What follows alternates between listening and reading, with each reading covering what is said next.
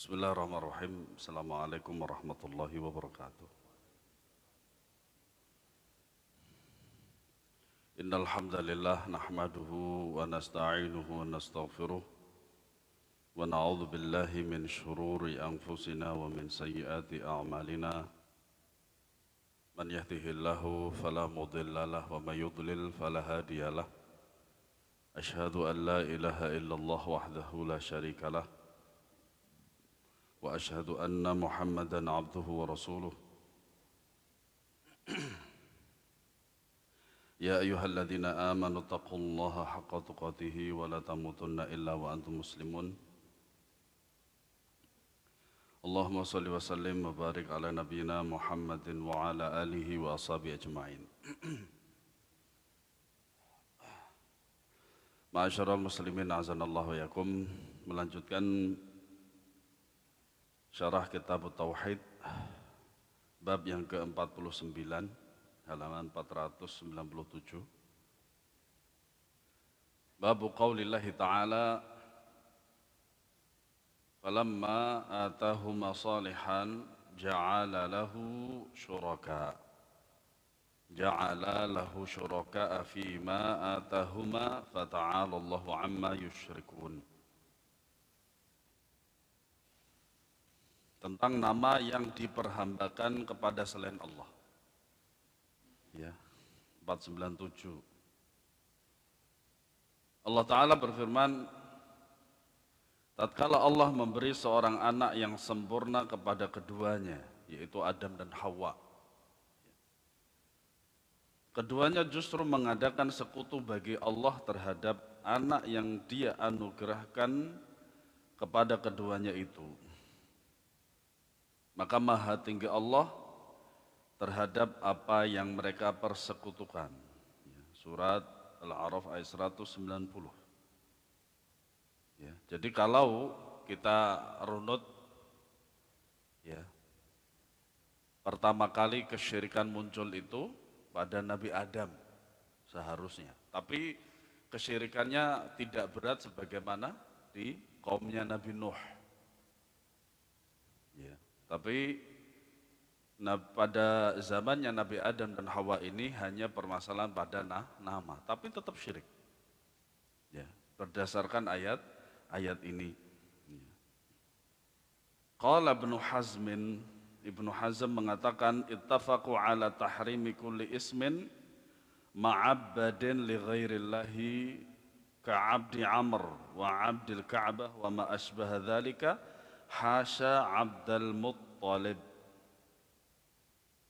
Ibnu Hazm rahimahullah ta'ala, ya, nama aslinya adalah Ali bin Ahmad bin Sa'id bin Hazm Al-Qurtubi Al-Zahiri.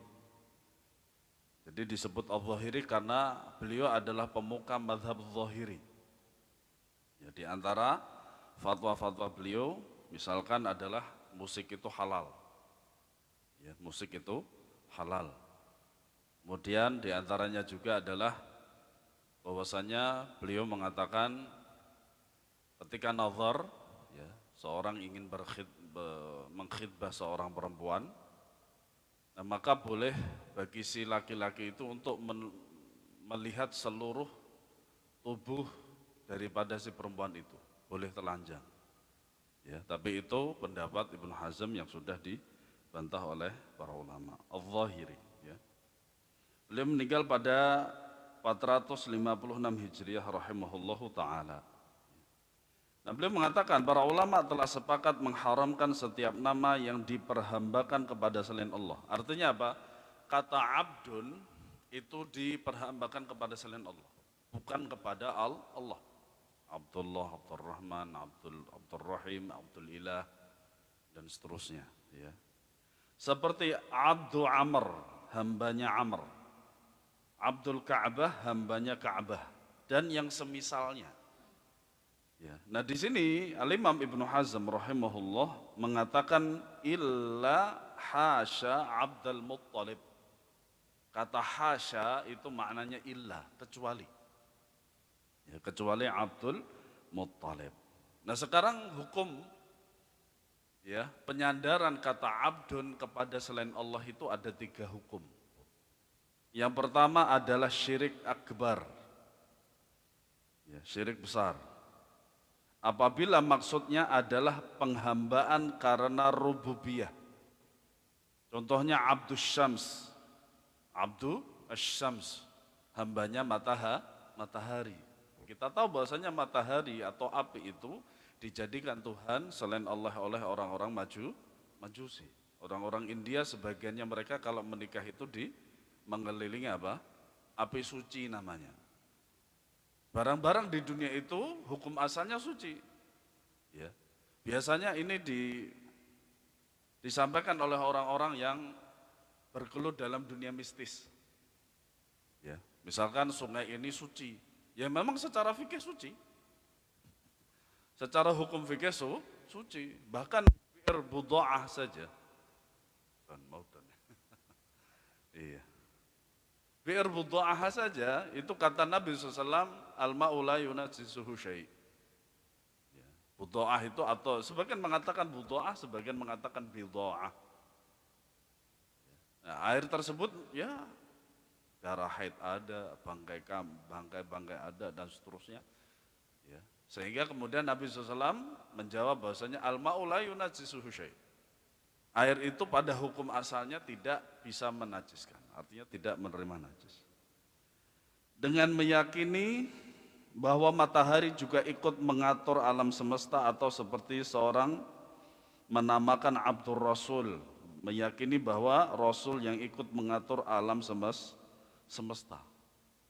Atau Abdul Uzza. Ya nanti kita akan mengetahui nama Uzza itu ternyata istilah kita mungkin resapan dari nama Allah Subhanahu wa taala. Ya. Itu yang pertama.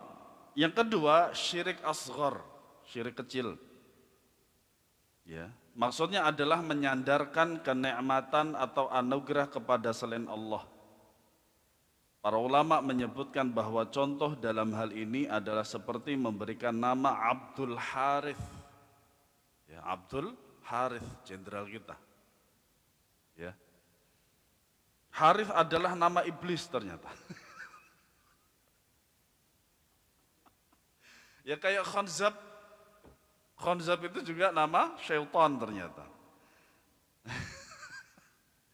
Dan itu termasuk terlarang dalam memberikan nama Balqis terutama juga.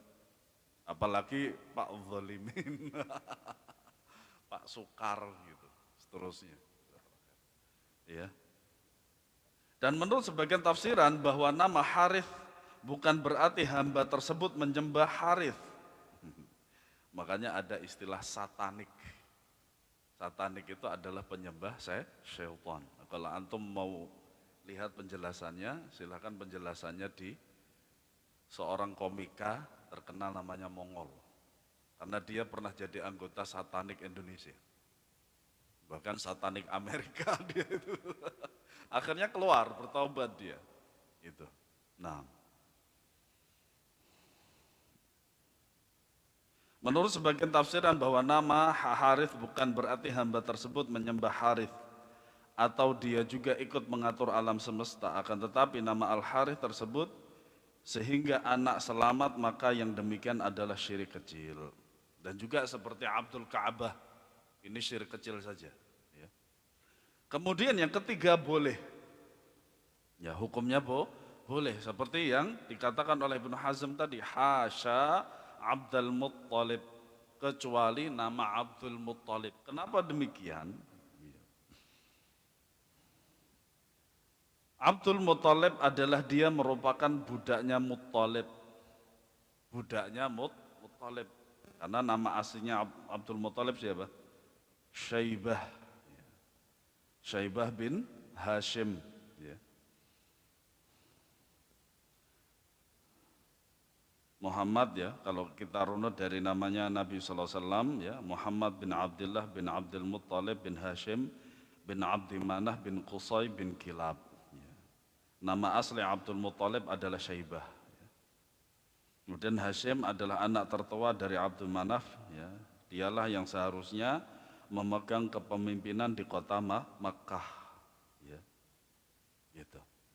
Abdul Muthalib itu sebenarnya adalah hanya sekedar kunyah atau istilah kita adalah kunyah dan itu boleh-boleh saja. Ya. Karena apa? Maknanya adalah budaknya Muthalib. Karena nama asli Abdul Muthalib itu adalah Syaibah. Yaitu adalah sebagian penjelasan para ulama tentang bolehnya seorang dan tidaknya menggunakan kata abd. Kemudian wa ani bin Abbasin fil ayati qala lamma taghasyaha Adamu hamalat fa'atahuma iblis faqala inni sahibukum alladhi akhrajtukuma minal jannah la tuti'unnani aw la aj'alanna lahu qarnay ayyilin fayakhruju min batniki fayashukkuhu wala af'alanna ay yukhawwifuhuma sammayahu Abdul Harith fa aba an yuti'ahu fa kharaja maita thumma hamalat fa atahuma fa qala mithla qawlihi fa abaya an yuti'ahu fa kharaja mayitan thumma hamalat fa atahuma fa dzakara lahumma wa atarakahuma hubbul waladi fa sammayahu Abdul Harith fadzalika qauluhu ta'ala ja'ala lahu syuraka'a fima atahuma rawahu Ibnu Abi Hatim. Nah, ada riwayat dari Ibnu Abbas tentang penafsiran ayat tersebut. Beliau mengatakan setelah Adam menggauli istrinya dan istrinya pun hamil, lalu iblis datang kepada mereka berdua dengan berkata, sungguh aku adalah kawanmu berdua yang telah mengeluarkan kalian dari surga. Sudah jelas perkataannya itu. Ya, sebagian ya manusia ketika si pelaku itu mengaku, tapi kadang pengakuan itu tidak diakui. Akhirnya apa? Ya, si korban ini mengikuti pelaku. Ya. Padahal jelas iblis mengatakan demikian kepada Adam dan Hawa. Ya. Demi Allah, hendaklah kalian menaatiku. Kalau tidak akan kujadikan anak kalian itu bertanduk seperti rusa sehingga akan keluar dari perut istrimu dengan merobeknya. Demi Allah pasti akan kulakukan dan kulakukan. Subhanallah. Ya, iblis saja mengatakan demi Allah. Bagaimana dengan seorang yang beriman pada Allah? Ya. Demikianlah iblis menakut-nakuti mereka berdua. Iblis pun memerintah, namailah anakmu itu dengan Abdul Harith, tetapi keduanya menolak untuk mematuhinya. Tatkala lahirlah bayi mereka dalam keadaan meninggal. Ya. Dalam fikih kita mengetahui bahwasanya kalau anak sudah meninggal dan dia jasadnya, badannya sudah utuh, maka dia dirawat sebagaimana manusia secara utuh. Ya. Maka dia hamil lagi, maka datanglah iblis kepada mereka berdua dengan mengatakan seperti yang pernah ia katakan. Tetapi keduanya tetap menolak untuk mematuhi perkataan itu. Ini contoh yang sangat bagus dan sangat konkret akan keteguhan hati Nabi Adam dan istrinya Hawa. Bahwasanya mereka sudah pernah menaati iblis itu sehingga Allah mengeluarkan mereka berdua dari surga. Sebagai bentuk pelajaran, maka jangan menaati lagi. Jangan menaati lagi walaupun dengan adanya takut ya, ditakut-takuti dan seterusnya seperti itu. Iya. Tetapi keduanya tetap menolak untuk mematuhi perkataan itu, maka bayi mereka pun lahir lagi dalam keadaan meninggal. Tidak masalah. Tidak masalah. Daripada nanti bersekutu menyekutukan Allah Subhanahu wa taala. Lebih berat lagi. Selanjutnya dia mengandung lagi, maka datanglah iblis kepada mereka berdua dan mengingatkan mereka tentang ucapan yang pernah ia katakan. Karena keduanya lebih menginginkan keselamatan anaknya, akhirnya mereka mematuhi iblis dengan menamai anak mereka Abdul Harith. Akhirnya karena mereka selalu didatangi, mungkin karena perasaan tidak enak. Ya, tidak enak. Nah, di sini juga diambil faedah bahwasanya yang namanya iblis, syaitan itu tidak akan pernah berhenti kecuali apa yang dia inginkan terwujud dan tercapai. Seperti itu, yang akhirnya tercapai beneran. Gitu. Itulah tafsir firman Allah Ta'ala. Keduanya justru mengadakan sekutu bagi Allah terhadap anak yang dia anugerahkan kepada keluarganya. Hukumnya lebih parah lagi, lebih berat lagi karena dia telah berbuat syirik kepada Allah Subhanahu wa Ta'ala.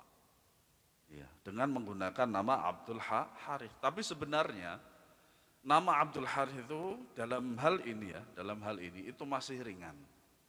Yang berat itu apa? Menaati iblis, ya, menaati syaitan untuk bermaksiat kepada Allah. Itu yang berat. Ya, kalau sekedar nama kadang seorang juga bisa merubah nama. Makanya di Indonesia ini kan juga bisa merubah nama. Karena makanya di Indonesia itu ada mitos walaupun ada kebenarannya, diberi nama seperti ini terlalu berat. Akhirnya banyak sekali musibah-musibah yang menimpa dia, terus kemudian setelah diganti kok enggak gitu loh. Ya sebagian mitos, sebagian tidak. Sebagian mitos, sebagian tidak. Makanya mitos itu kalau diyakini akan terjadi. Tapi kalau tidak diyakini ya udah lempeng aja. Diriwayatkan oleh Al-Imam Ibnu Abi Hatim walahu bisanadin sahihin an Qatadah qal syuraka'a fi ta'atihi wa lam yakun fi ibadatihi. Masyaallah. Ini flashback daripada pembahasan yang telah lalu, yaitu menaati iblis untuk bermaksiat kepada Allah. Diriwayatkan pula oleh Ibnu Abi Hatim dengan sanad yang sahih dari Qatadah bahwa Qatadah berkata, yaitu berbuat syirik dalam ketaatan kepada iblis. Makanya Abdul Harith itu masih ringan, karena bisa diganti. Tapi yang berat itu adalah ketaatan kepada iblis untuk bermaksiat kepada Allah. Nah itulah syirik. Yaitu berbuat syirik dalam ketaatan kepada iblis, bukan dalam hal beribadah kepadanya. Walahu bisanadin sahihin an Mujahidin fi qawlihi la in ataitana salihah qala ashfaqna alla yakuna insanan wa dzakara ma'nahu anil Hasani wa Sa'idin wa ghairihima. Diriwayatkan juga oleh Ibnu Abi Hatim dengan sanad yang sahih dari Mujahid bahwa ketika menafsirkan firman Allah Ta'ala, jika engkau menganugerahkan anak yang wujudnya sempurna kepada kami. Mujahid mengatakan Adam dan Hawa khawatir kalau bayi mereka itu lahir tidak dalam wujud manusia.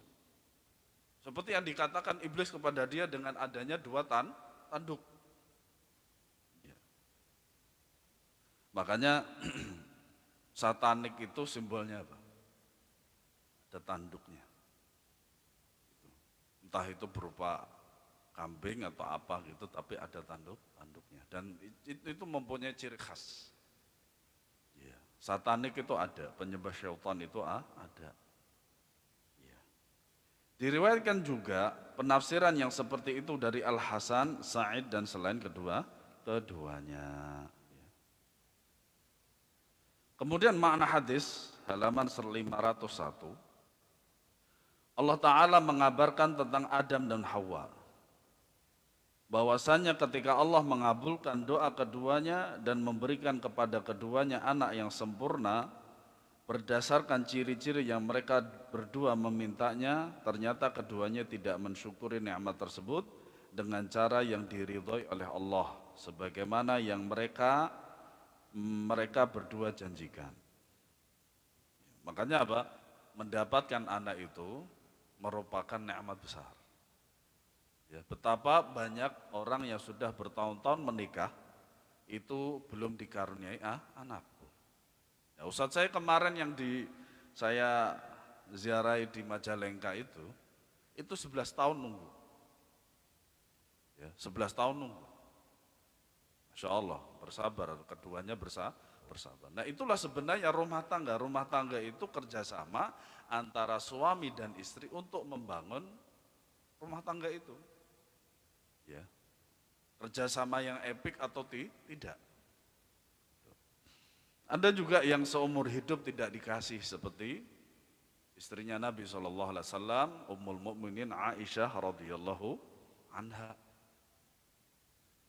Jikalau kita melihat yang diberi karunia anak itu mereka bersyukur, kadang pun juga diberi anak mereka tidak bisa amanah. Dalam artian apa?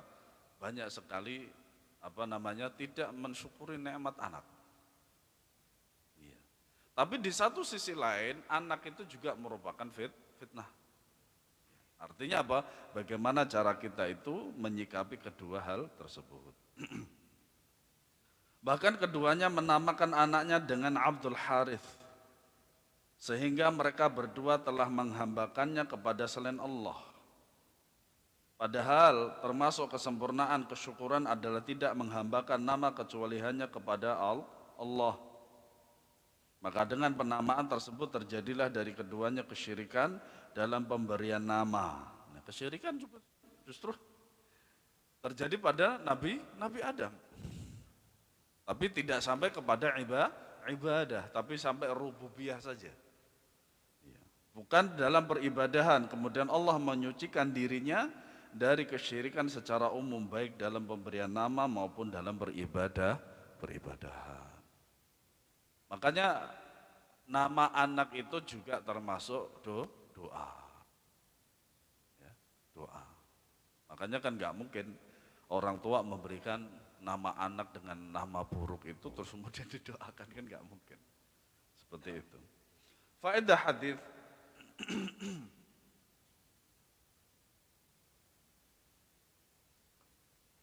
yang pertama, keharaman memberi nama seluruh nama yang diperhambakan kepada selain Allah. Seperti Abdul Husain, ini biasanya orang-orang Syiah. Karena orang-orang Syiah itu memang begitu. Mereka menamakan anak-anaknya itu dengan Abdul Husain, ya, Abdus Syams. Tahun 2012 ketika saya berhaji di Tanah Arafah, bertolak menuju Musdalifah itu, ada rombongan satu bis itu dari Irak. Di belakangnya tulisan Syarikah Hajj, itu Abdus Syams. Ya. Karena kita tahu bahwasanya Saddam Hussein rahimahullah wa ghafarallahu lahu, mereka itu menghadapi dua golongan. Pertama kafir Amerika, kedua musyrikun Syiah. Ya. Keduanya ini bekerja sama untuk menggulingkan Saddam Hussein. Ibarat kata di Eropa itu Hitler. Kenapa Hitler itu membumi hanguskan, memusnahkan Yahudi dan kemudian menyisakan sedikit supaya kalian tahu akan daripada apa? Akhlak daripada Yahudi. Seperti itu. Makanya dikatakan bahwasanya Saddam Hussein itu membunuhi rakyatnya, padahal yang dibunuh adalah orang-orang Syiah. Seperti itu. Abdul Rasul, Abdul Ka'bah, ya, dan seterusnya. Yang kedua, bahwa kesyirikan dapat terjadi pada sekedar pemberian nama meskipun tidak dimaksudkan secara hakiki. Itu makanya tadi disebutkan bahwasanya dia adalah syirik dalam pemberian nama, tidak sampai peribadahan. Kalau peribadahan adalah zamannya Nabi Nuh. Yang ketiga, bahwa pemberian Allah kepada seseorang berupa anak yang sempurna termasuk nikmat yang harus disyukuri. Nah, banyak sekali terjadi di Cina di antaranya. Jadi anak perempuan ini dibuang oleh orang tuanya. Ya, entah niatnya apa, entah itu supaya mendapatkan kehidupannya lebih baik atau tidak, wallahu alam. Tapi intinya anak itu dibuang. Kemudian anak tersebut diambil oleh seorang kuli. Nah, ternyata anak itu lambat laun menjadi seorang wanita yang sukses dalam usahanya. Sehingga Masya Allah itu betul-betul dimuliakan oleh anak tersebut. Karena dianggap bahwasanya dia adalah orang tuanya. Padahal dia dibuang. Ya itulah. Ada juga ya sebagian orang tua ya membuang anaknya ketika sukses minta balik. Ini enggak adil memang. Tapi para jamaah sekalian, yang namanya anak tetaplah anak. Ya, Terserah dia, nanti dia mau atau tidak, tapi yang namanya kewajiban taat kepada orang tua itu adalah perintah dari Allah Subhanahu wa taala. Yang keempat, bahwa termasuk mensyukuri nikmat Allah yang berupa anak adalah menghambakannya dalam penamaan kepada Allah. Abdullah, Abdul Rahman, Abdul Rahim. Ya. Yang tidak ada di Indonesia itu Abdul Ilah. Di Saudi itu nama Abdul Ilah itu banyak banget. Abdul Ilah itu sebenarnya maknanya sama dengan Abdullah. Makanya nama Allah itu berasal dari Al-Ilah. Berasal dari Al-Ilah, makanya Abdul Ilah itu banyak sekali. Nah, bab selanjutnya bab 50. Qaulillahi ta'ala walillahil asmaul husna fad'uuhu biha. Wa dzarul ladzina yulhiduna fi asma'ih. Kemudian lanjutnya sayujzauna ma kanu ya'malun. Bab 50 firman Allah Ta'ala hanya milik Allah. Jualah nama-nama yang indah. Maka bermohonlah kepadanya dengan menyebut nama-nama itu dan tinggalkanlah orang-orang yang menyimpang dari kebenaran dalam menyebut nama-namanya. Mereka akan dibalas atas apa yang mereka kerjakan. Surat Al-A'raf ayat 180. Nah, ini juga tersebut dalam sebuah hadis yang diriwayatkan oleh Al-Imam Bukhari dan Muslim sampai kepada riwayatnya, sanadnya sampai kepada Abu Hurairah radhiyallahu anhu. Bahwasanya Rasulullah SAW bersabda, Inna lillahi tis'atan wa tis'ina iman, man ahsaha dakhala jannah wa huwa witrun yuhibbul witra. Sesungguhnya Allah memiliki 99 nama, tapi ini bukan untuk pembatasan. Siapa saja yang menjaga nama-nama itu, yaitu dengan mempelajarinya, menghafalnya, memahaminya, kemudian mengamalkannya dalam doa dan seterusnya, maka dia akan masuk surga. Dan dia adalah witir, ganjil dan mencintai yang witir. Kemudian sebuah athar, dzakara Ibnu Abi Hatim an Ibnu Abbas radhiyallahu anhuma, dalam menafsirkan kata yulhiduna fi asma'ih ay yusyrikuna. Wa anhu sammu allata minal ilah wal uzza minal aziz. Wa anil a'mash yudkhiluna fiha ma laysa minha. Makanya dalam ayat ini Ibnu Abbas radhiyallahu anhu mengatakan bahwasanya Lata Uzza itu sebenarnya dari kata Al-Aziz dan Al-Ilah.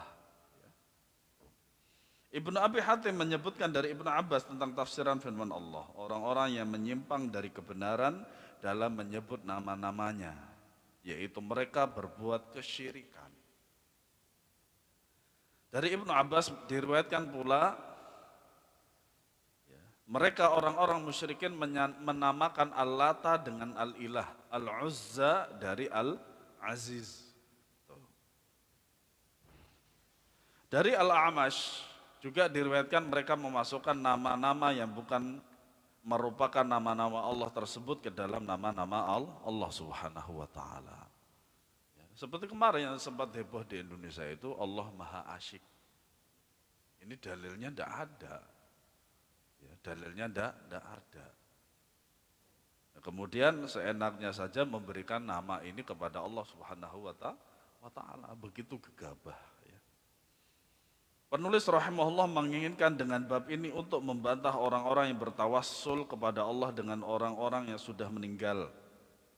Menunjukkan bahwa yang disyariatkan adalah bertawassul kepada Allah dengan nama-namanya yang indah dan sifat-sifatnya yang mulia. Di antara tawassul yang masyru', tawassul yang disyariatkan itu adalah tawassul dengan menggunakan nama-nama Allah Subhanahu wa taala. Itu yang disyariatkan. Nah, kemudian tentang biografi, namanya Al-A'mash, namanya Al-A'mash. Al-A'mash itu nama aslinya adalah Sulaiman bin Mihran Al-Kufi, yaitu seorang faqih. Makanya dia termasuk salah satu, wallahu alam, syekhnya Bukhari, wallahu a'lam. Ya. Makanya para ulama rahimahullah taala telah memberikan pendapat mereka tentang Al-A'mash, ya. Seperti dalam kitab Khulasatut Tahdzib, ya, oleh Al-Imam Al-Hafidh Ahmad bin Abdullah yang terkenal dengan Al-Khazraji Al-Ansari, ya. Dan beliau termasuk yang thiqah, ya. Thiqah, wallahu a'lam. Seorang yang faqih, thiqah, hafidh dan wara', beliau meninggal pada 147 Hijriah, semoga Allah merahmati beliau. Makna ayat secara global, Allah mengabarkan tentang dirinya bahwa dia memiliki nama-nama yang mencapai puncak kebagusan dan kesempurnaan. Dan kemudian Allah Subhanahu wa taala mengabarkannya kepada kita.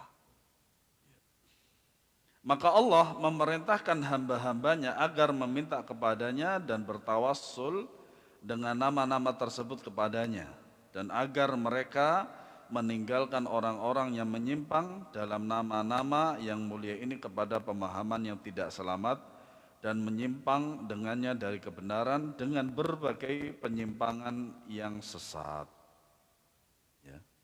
Kemudian menjelaskan bahwa mereka akan mendapati balasan yang sangat dahsyat. Karena kesyirikan itu begitu.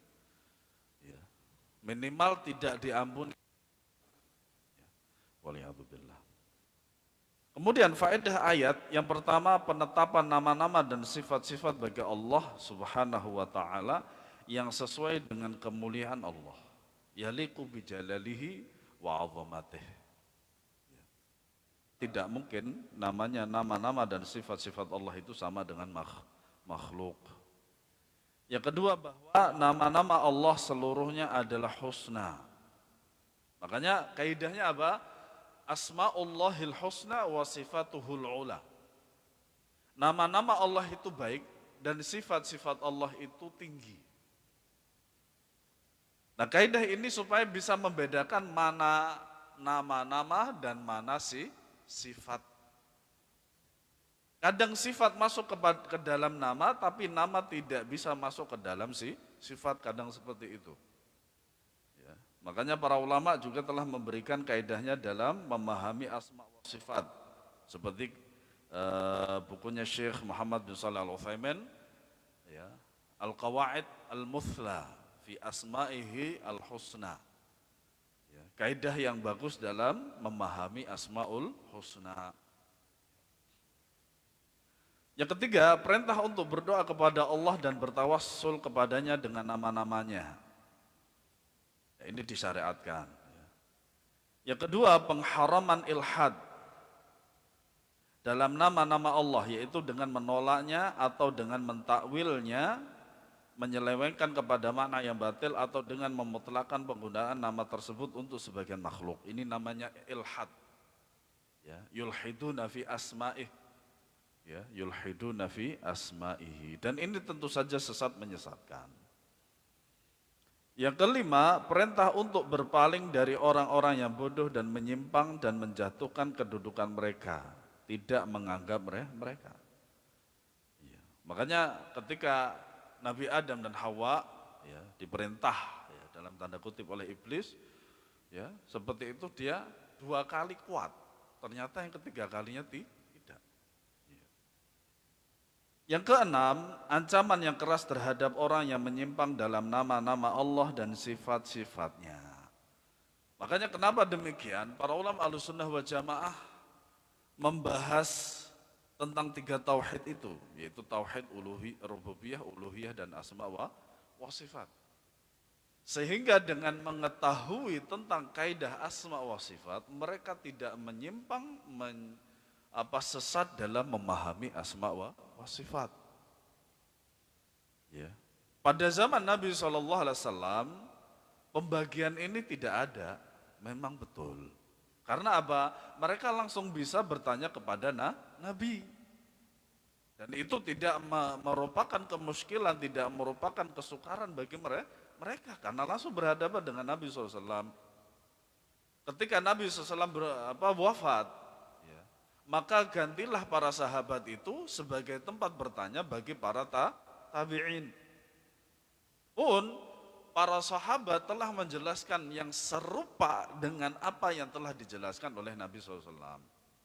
Nah kemudian barulah kurun waktu setelah para sahabat sudah tidak ada. Sebagian mengatakan pada 100 Hijriah.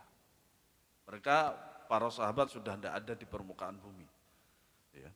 Dan kemudian muncullah yang namanya orang-orang yang mengingkari nama-nama dan sebagian sifat-sifat Allah Subhanahu wa taala.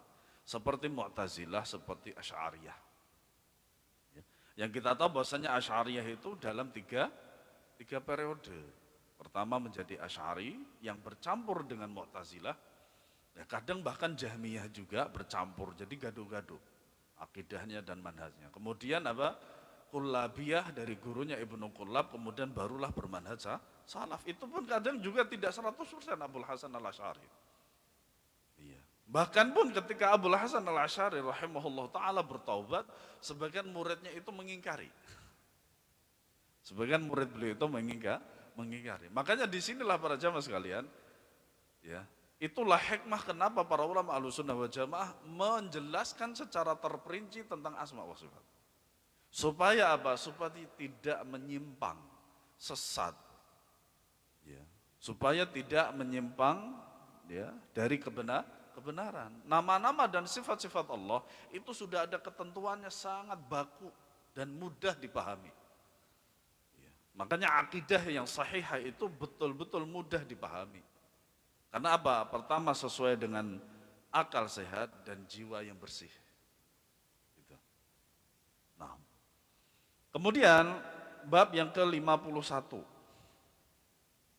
Bab la yuqalu assalamu ala Allah. Ya. Larangan untuk mengatakan seseorang semoga keselamatan bagi Allah. Padahal Allah itu maha memberi keselamatan. Fi sahihi an Ibnu Mas'ud radhiyallahu anhu qala kunna idza kunna ma'an Nabiy sallallahu alaihi wasallam fi sholati qulna assalamu 'ala Allah min ibadihi. Assalamu 'ala fulanin wa fulanin. Qala an-nabiy sallallahu alaihi wasallam la taqulu assalamu 'ala Allah fa inna Allah huwas salam.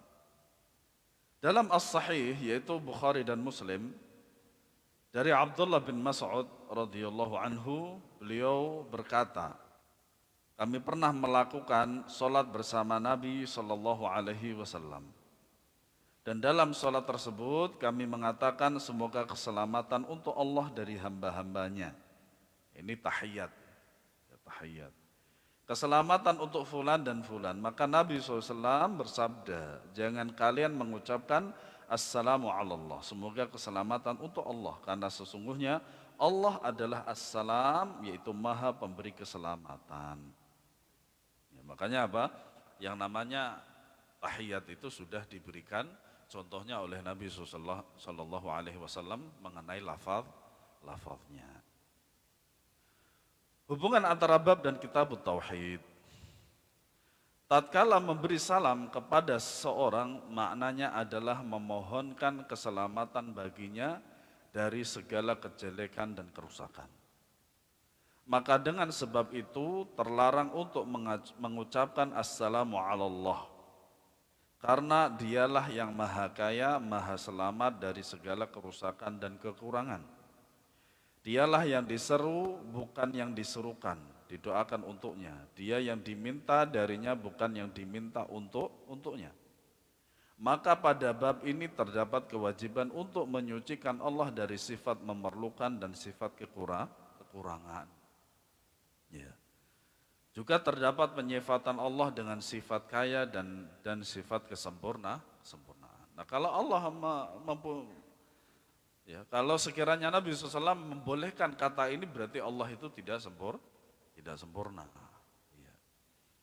Makna hadis secara global. Ibnu Mas'ud radhiyallahu anhu mengabarkan bahwa dahulu para sahabat mengucapkan taslim, memintakan keselamatan untuk Allah. Kemudian Nabi SAW melarang mereka terhadap hal itu dan menjelaskan kepada mereka bahwa hal tersebut tidak pantas untuk Allah.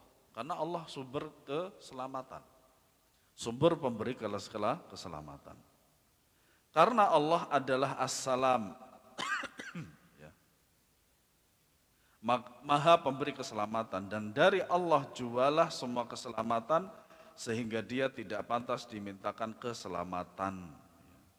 Bahkan dialah yang memberi keselamatan kepada hamba-hambanya dan menyelamatkan mereka dari segala kerusakan. Dalam hadis ini terdapat larangan dari mengucapkan assalamu alallah. Jelas dalilnya. Faedah hadis yang pertama, larangan dari mengucapkan assalamu alallah. Yang kedua, bahwa assalam termasuk nama-nama Allah. Ini dalilnya. Fa innallaha huwas salam. Karena Allah itu adalah as-salam. Artinya nama Allah diantaranya adalah as-salam. Yang ketiga, memberikan pelajaran kepada orang jahil yaitu dengan menjelaskannya. Ya, menjelaskan daripada ilmu yang agung ini. Supaya dia itu tidak terjatuh dalam kesalahan pemahaman dan kemudian kesalahan pemahamannya itu dilakukan dalam keseharian dia. Terlebih lagi dalam, ya, kita ketahui tadi bahwasanya ini di dalam sholat. Ya. Kemudian yang keempat, menggandengkan hukum dengan alasan penetapannya. Makanya menetapkan hukum itu kadang melihat apa, istilah kita mungkin sebabnya apa. Ya. Makanya sebaiknya bagi seorang yang diberikan ilmu oleh Allah Subhanahu wa taala itu harus mendengarkan dulu ceritanya secara detail. Sekiranya kalau yang berurusan dua orang, maka si hakim ini harus mendengar keduanya. Ya. Tetapi kalau dia yang datang satu orang saja seperti dalam hadis ini, ya, cukup menjelaskan atau mendengarkan penjelasan itu secara detail. Karena kalau global kadang tidak bisa memberikan hukum. Dan banyak salah. Biasanya banyak salah kalau sekiranya kalau sekiranya hukum tersebut, ya, diputuskan dengan cerita yang tidak utuh. Ya. Makanya banyak sekali para ulama ketika mereka memutuskan suatu hukum, mereka harus mendengarkan secara utuh dari cerita tersebut sehingga dengan demikian dia bisa memberikan gambaran sempurna dan juga memberikan hukum secara sempurna. Kemudian bab yang selanjutnya, bab 52, bab qauli Allahumma ghfirli in syi'ta. Ini sudah pernah kita bahas tapi kita ulangi lagi, ya, supaya mantap. Ya. Bab 52, berdoa dengan ucapan ya Allah ampunilah saya jika engkau menghendaki. Ini biasanya, ya, yang dilakukan oleh seorang muslim yang dia itu putus asa. Putus asa. Dia sudah mencoba untuk bertobat, ya, beristighfar, tapi kok selalu dapat ujian terus. Ya, selalu dapat ujian terus. Wa fi sahih an Abi Hurairah radhiyallahu anhu anna Rasulullah sallallahu alaihi wasallam qala la yaqul ahadukum Allahumma ighfirli in syi'ta Allahumma arhamni in syi'ta liya'zimil mas'alata fa innallaha la muqriha lahu. Dalam As-Sahih dari Abu Hurairah radhiyallahu anhu, beliau berkata bahwa Rasulullah SAW bersabda, janganlah ada seorang dari kalian yang berdoa dengan mengatakan ya Allah ampunilah aku jika engkau menghendaki, atau mengatakan ya Allah rahmatilah aku kalau engkau menghendaki, tetapi hendaklah ia berkeinginan kuat dalam permohonan itu, karena sesungguhnya tiada sesuatu pun yang memaksa Allah untuk berbuat sesuatu. Di antara syarat dikabulkannya doa itu mungkinun bil ijabah. Dia yakin bahwasannya ketika dia berdoa kepada Allah, yakin doa itu diijabai.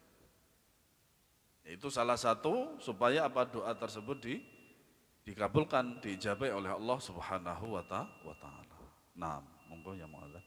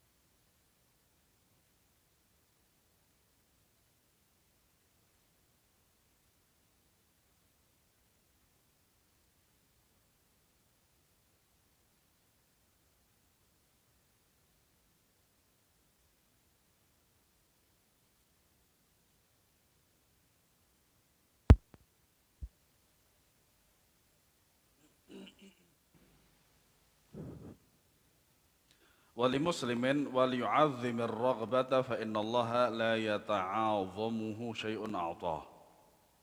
Dalam riwayat Muslim disebutkan hendaklah ia memperbanyak keinginannya karena sesungguhnya Allah tidak akan memberatkannya dengan sesuatu yang Allah berikan. Nah, hadis ini dikeluarkan oleh Imam Bukhari dan Muslim.